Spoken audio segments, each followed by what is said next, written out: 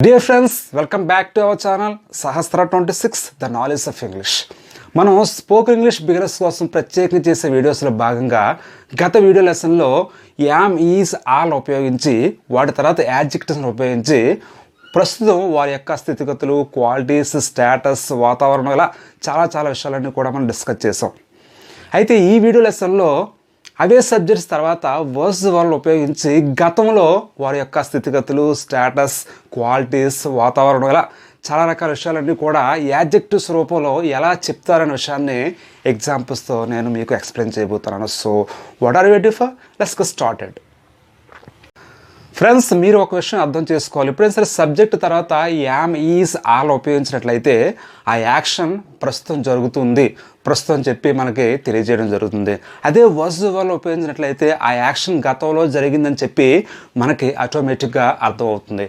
Example, I was angry yesterday. చూడండి, నిన్న నేను కోపంగా ఉన్నాను. ఇక్కడ ఎస్టర్డే మనం స్పెసిఫిక్గా మెన్షన్ చేసినా చేయకపోయినా పర్వాలేదు. ఐ వాజ్ యాంగ్రీ అనేసరికి ఆ యాక్షన్ గతంలో జరిగిపోయిందని చెప్పి అర్థం వస్తుంది. ఎందువల్లంటే ఇక్కడ వాజ్ అనేది పాస్ట్ని తెలియజేస్తుంది. ఇక్కడ ఐ అనే సింగులర్ యూజ్ చేస్తాం కాబట్టి ఐ తర్వాత వాజ్ యూజ్ చేసి ఇలా ఐ వాజ్ యాంగ్రీ అని చెప్పి ఎస్టర్డే అని చెప్పి మనం ప్రత్యేకంగా నిన్న అని చెప్పి చెప్పాం. ఇలా గతంలో అంటే ఎప్పుడున్నాను నేను కోపంగా? నిన్న ఉన్నాను కాబట్టి ఇక్కడ వాజ్ యూజ్ చేస్తాం. అదే ప్రెజెంట్ అయితే ఐ యామ్ యాంగ్రీ అని చెప్పి మనం చెప్పొచ్చు. ఐ యామ్ యాంగ్రీ అంటే ఇప్పుడు నేను కోపంగా ఉన్నాను. Okay, next one, they were poor long time ago. చూడండి, they were poor a long time ago. ఇక్కడ దే ప్లూరల్ కాబట్టి దే తర్వాత వర్ యూజ్ చేసి ఇలా పూర్ అని చెప్పి యాడ్జెక్టివ్ యూజ్ చేస్తాం. దే వర్ పూర్ అంటే గతంలో వారు పేదవారుగా ఉండరని చెప్పి అర్థం వస్తుంది. ఏ లాంగ్ టైమ్ ఎగో అంటే చాలా సంవత్సరాల క్రితం వాళ్ళు పేదవాళ్ళుగా ఉండేవారు. అలా కాకుండా ప్రెజెంట్ సిచ్యువేషన్ చెప్పాలనుకోండి, దే ఆర్ పూర్ నవ్ అని చెప్పి మనం చెప్పొచ్చు. దే ఆర్ పూర్ అంటే సరిపోతుంది, నవ్వు చెప్పకపోయినా పర్వాలేదు. దే ఆర్ పూర్ అంటే ప్రెజెంట్ వాళ్ళు పేదవారుగా ఉన్నారు. దే వర్ పూర్ అంటే గతంలో వారు పేదవారుగా ఉన్నారు. ఇలా వాజ్ వాళ్ళు ఉపయోగించి మనం మరికొన్ని ఎగ్జాంపుల్స్ ఇప్పుడు మనం తెలుసుకోబోతున్నాం. Friends, let me say some more examples. The first one is she was afraid all the night. she was ఇక్కడ షీ అనే సింగులర్ కాబట్టి వాజ్ యూజ్ చేస్తాం. she was afraid all the night. రాత్రంతా ఆమె భయంగా ఉంది. she was nervous all the night. ఆమె రాత్రంతా ఆందోళనగా ఉంది. ఇలా నెర్వస్, అఫ్రైడ్ ఇలాంటి యాడ్జెక్టివ్స్ మనం యూజ్ చేయొచ్చు. he was lazy last Sunday. Last Sunday అంటే గత ఆదివారం అతను బద్ధకంగా ఉన్నాడంటే he was not active. he wasn't active on that day. he was. They were delightful through out day. రోజంతా వాళ్ళు ఆనందంగా ఉన్నారు. దే కాబట్టి ప్లూరల్ యూజ్ చేస్తాం. They were delightful, they were cheerful, they were happy ఇలా మనం చెప్పొచ్చు. You were late for earlier class. ముందు క్లాస్కి నువ్వు లేట్ అయ్యావు అంటే ఆలస్యం అని చెప్పి ఇక్కడ చెప్తున్నావు. లేదా you were absent for earlier class.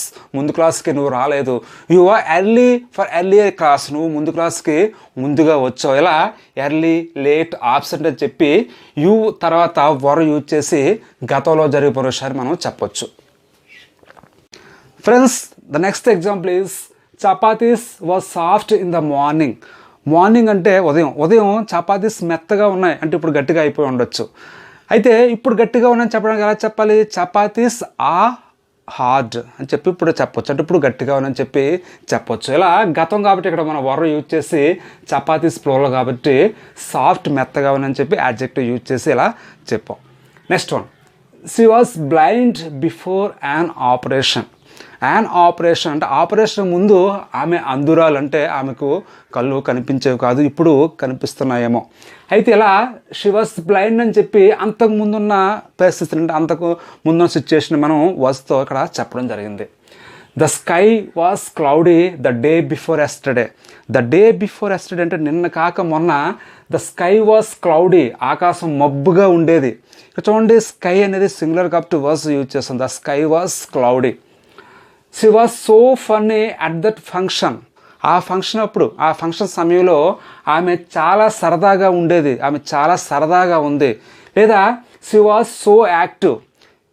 At that function ఎలా చెప్పొచ్చు, లేదా షీ వాజ్ సో డల్, ఆమె చాలా డల్గా ఉంది అని చెప్పొచ్చు. ఇలా డల్, యాక్టివ్, ఫన్నీ ఇలాంటి యాడ్జెక్టివ్స్ మనం యూజ్ చేయొచ్చు.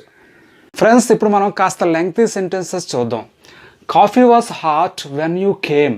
చూడండి, వెన్ యూ కేమ్ అంటే మీరు వచ్చినప్పుడు లేదా నువ్వు వచ్చినప్పుడు కాఫీ చాలా వేడిగా ఉంది. చూడండి, గతం అంటే అంతకుముందు వేడిగా ఉండేదని చెప్పడానికి ఇలా వాస్ యూజ్ చేసి హాట్ అనే అడ్జెక్టివ్ యూజ్ చేస్తాం. Coffee was hot. The situation was so bad after you left. After you left అంటే మీరు వెళ్ళిపోయిన తర్వాత పరిస్థితి చాలా దారుణంగా ఉంది. సో బ్యాడ్ అన్నాం. ఇలా సిచ్యుయేషన్ సింగులర్ కాబట్టి వాజ్ యూజ్ చేసి బ్యాడ్ అని చెప్పి అడ్జెక్టివ్ యూజ్ చేస్తాం. After hearing the news they was sad. ఆ వార్త విన్న తర్వాత దే వాజ్ సాడ్, వాళ్ళు చాలా విచారంగా ఉన్నారు. దేని ప్లూరల్ కాబట్టి వారు యూజ్ చేసి ఇంతకు ముందున్న సిచ్యుయేషన్ మనం చెప్పాం. అంటే గతంలో ఉన్న అంటే వారు అప్పుడు విచారంగా ఉన్నారని చెప్పి ఇలా చెప్పాం.